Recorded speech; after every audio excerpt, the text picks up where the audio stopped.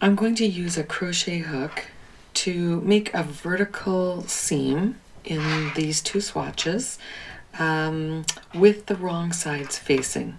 So let's talk about that. I've got a crochet hook that is smaller than the size of knitting needle used to knit these swatches, and I have a little bit of a thinner yarn. This is Rowan sock yarn that I'm going to use for seaming, just because I find it helpful to use a smaller hook to get into the loops that we're going to join together, and a nice strong sock yarn I feel is a good type of yarn to use for joining.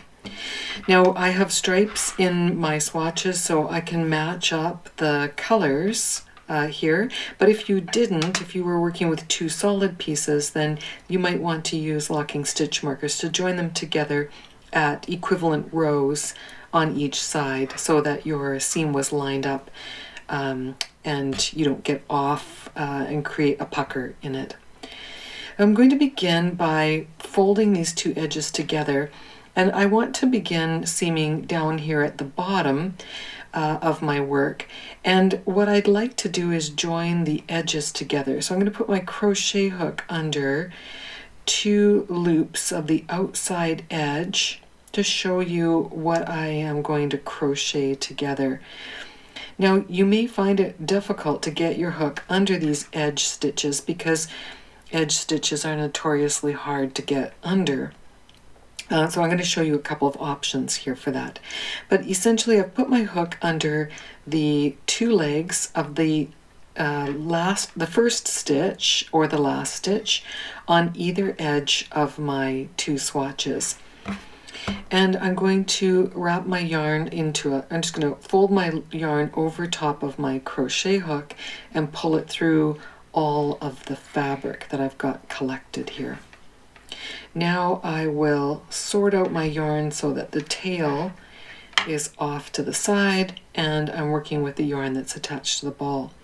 So the next thing I'm going to do is put my crochet hook underneath the two loops of the side stitch on the next row up. So I'm just working in the row above the one that I had before, and you can see how it's sometimes a bit difficult to get my hook through those four stitches, and I'll show you again here on the gold yarn because it's a little bit easier to see. So once you get your hook through those four legs or two stitches on either edge of your work, then you can take your crochet hook under your yarn and draw that yarn, your seaming yarn, through everything that's on your hook and through the loop that's on the crochet hook. This is a simple chain stitch that we're doing here along the edge. But it does get awful difficult in some cases to get that hook underneath there. So I'm going to show you another method of doing this. I'm going to pull that out, and for the sake of being able to see things better, I'm going to just move my hook up here to where my gold yarn is. I would start at the bottom like I did down here, but sometimes it's easier to see on a yarn that's a little lighter in color. So again, you know, this stitch isn't too hard to get into, but this one is a little smaller and I may find it's tricky to get in there because the edge stitches are just not consistently made. So one thing you can do then is not work on the very edge, but work 1/2 row in. So if I put instead of putting my hook under the very edge stitch, if I moved it over and I put it under the two legs of the stitch next to it, so this is one leg of the edge stitch and one leg of the stitch on the next row in, it's much easier to get under all four legs. And then again, I'll yarn over and pull through all four, separate out the tail, because I don't want to use that, and then go to the next stitch above, put my hook under all four legs, and pull through, and then through the loop that's on my hook. And so this is a way of seaming along the vertical edge. So this could be a side seam, for example. And by moving my crochet hook half a stitch in on either side, I get nice consistent stitches. And that's helpful for seaming.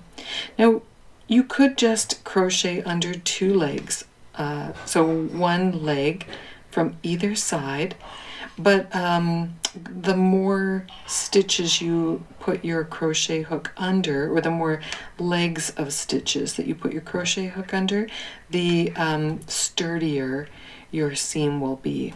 I'll just show you what it would look like if I only went under 2 legs instead of 4. Okay, so here I've been going under 2 legs of 2 stitches, and I'm going to now switch to 2 legs, but I want to make sure I use the interior legs. I don't want my seam to move, so I'm going to go into these, just the 2 inside legs. So I've got a full stitch on either side of my crochet hook as I continue to seam here, but just going under 2 legs.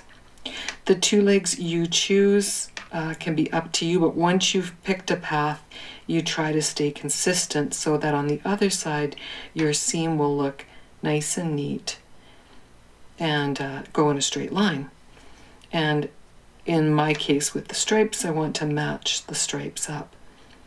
Now, using a smaller crochet hook and a thinner yarn will also give me a tighter seam, and that's a good thing as well.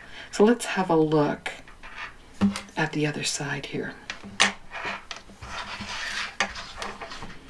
So there's my seam. It's nice and straight. Okay, it looks nice and neat. If I pull on it a little bit, you'll see that there is the appearance of a purl row in here. So this kind of seaming is, I think, better for rib stitch than it may be for stockinette stitch. So if you pull on it, you will see the underside of the stitches, and because I used a different color than the color that is here, you're going to see it a little more directly.